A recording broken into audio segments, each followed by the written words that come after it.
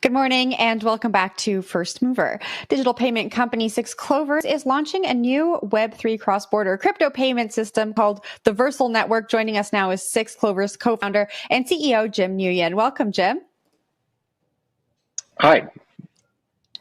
All right, let's talk about the network. This is going to allow companies to transact in stable coins and CBDCs. Tell us about your mission.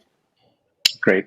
Our mission is to evolve cross-border payments to support new asset types, which is stablecoins and CBDCs. We enable business to connect to each other and transact in digital currency. We see that, in the current world today, companies are moving fiat based on existing rails. But as new assets come about, digital assets such as stable coins and CBDCs, it will require a new payments infrastructure. And that's what we're building. We're building payments infrastructure to move digital assets, particularly stable coins and CBDCs. Are you working with any governments or stablecoin issuers right now?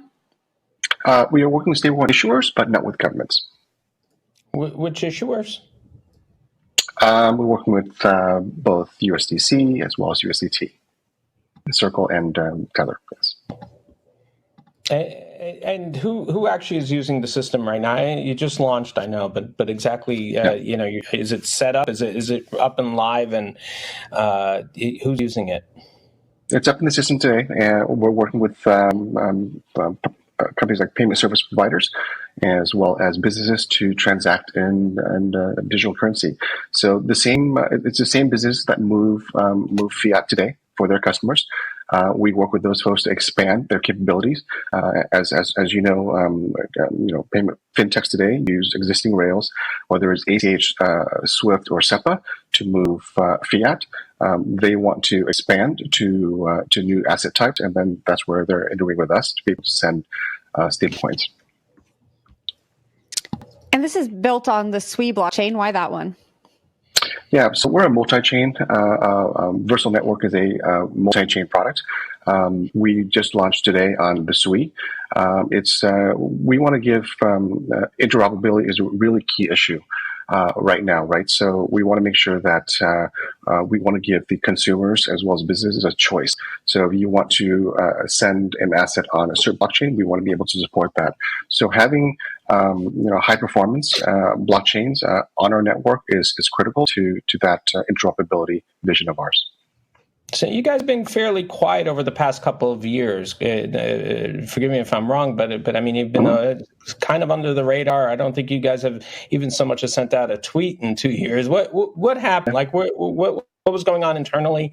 Were there any internal changes? Anything happen in the interim? No, there's no internal changes. Building payments is a difficult process. We wanted to really, we're building a enterprise-grade payments infrastructure that's compliant, right? And building systems like that does not come overnight.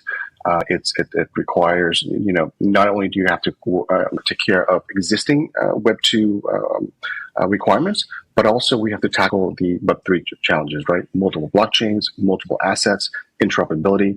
How do you make all that work together, right? It's launching a website where you have images is very different.